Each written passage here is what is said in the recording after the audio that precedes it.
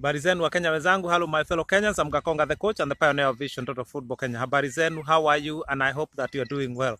Today I want to address a comment that was made by one of our followers, Kevin. Here I am, I'm answering you, and I want to deal with your comment well and properly, and I hope that my answer will satisfy you.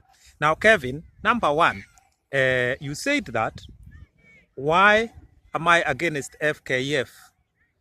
Number two, you said that you think the current regime of Nick Mwendwa, yeah, you think that FKF is trying or has tried enough because they have now an under-17 team and an under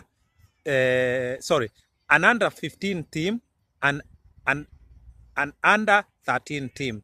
Now Kevin, here we go. Number one is that I'm not really against FKF, but at the end of the day, I want us to focus on issues. But the elephant in the room is very clear that FKF has not managed football well. And I said before that my vision started long before Nick Mwendwa came into office, because my vision is 7 years old. So it is not really about Nick Mwendwa. It is not against Nick Mwendwa, and my vision will never be about FKF. My vision is very clear. It's about a starting point, a new, fresh starting point for Kenya. Yeah, a new beginning. At the end of the day, FKF is the football governing body in Kenya at the moment. FKF is mandated by FIFA or by the government of Kenya to govern football in Kenya. So any failure that we see within football, we cannot mention that without one way or the other mentioning FKF. So FKF is not a sacred cow. FKF, it is true, FKF has failed football in Kenya. But I must say the current office bearers are the victims of the system. Yeah, victims of a bad football system. And that is why I'm saying a new fresh start is the best way forward for Kenya. Number two, the idea, yeah, the idea that you are trying to convince me to tell me that FKF has an under 13 and an under 13 team. It is good that as a country now we have an under 13 and an under 15 team. But the thing is that Gor Mahia can have an under 13 team. Kariobangi Shark can have an under 13 team. A youth team in Mandera or a youth team in Lamu can have an under 13 team. What is so special that FKF, for FKF regime, this new regime that is now coming into 4 years in office, have an under 13 and an under 15 team?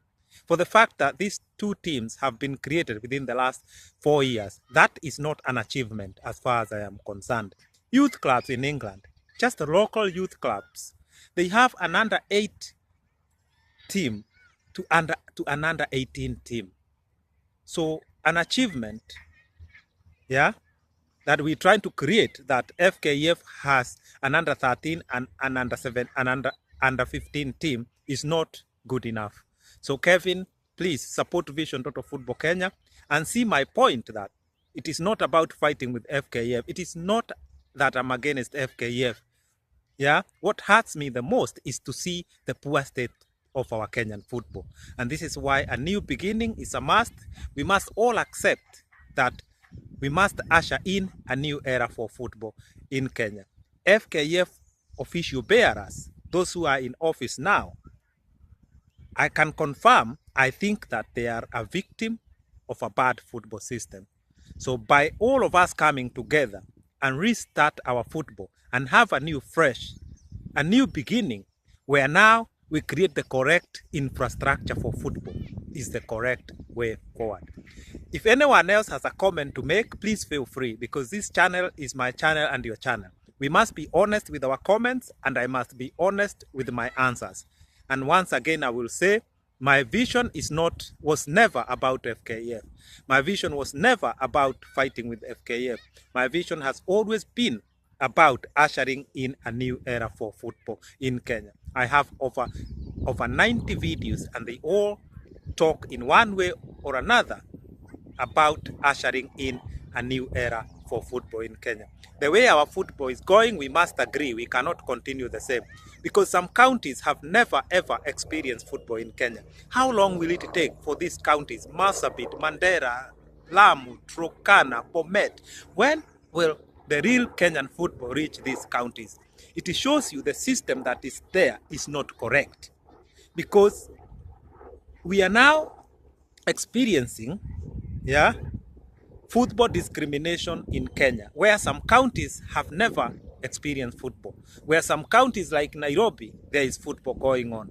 Yeah, with the spirit of our Constitution 2010, devolution is real. Football must be played in every single county, and no county should ever be left behind again. So Kevin, I hope I have addressed your issue. Yeah, and I'm saying an under 13 team created by a national football governing body is nothing. That is not an achievement. Yeah, and I know how this team was created, an under 13 team. FKF had to work with, or had to visit, games being played by over 140 schools, and that involved 1,600 children playing, so that an under 13 team can be created with at least 18 players. That is bad. Number two, those who are left behind by FKF are my concern. I want every Kenyan child to experience a good football. I want every Kenyan child to play football. I've been to counties like Lamu. I was in Kajiado last year. Yeah, I was training with a girls team there. It's just village girls and boys. I called them up, trained with them for 2 days. Some of these children, they had to share a pair of shoes. So one girl had one shoes on one foot, another girl had the other shoes on the other foot, because they both want to play football.